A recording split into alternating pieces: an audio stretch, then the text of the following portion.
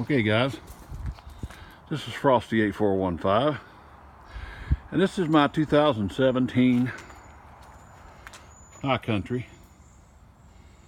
If you like these videos guys, please subscribe, give me a thumbs up, make a comment. What I'm doing with the hood up is, this is the L5P. That's the stock intake.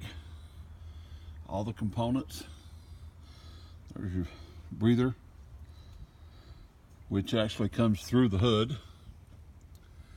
around, and into that slot.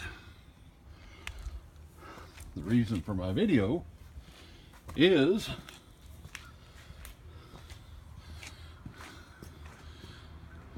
the cold air intake. I'm going to install this puppy and see how it goes.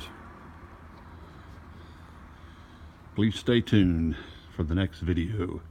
Frosty 8415 out.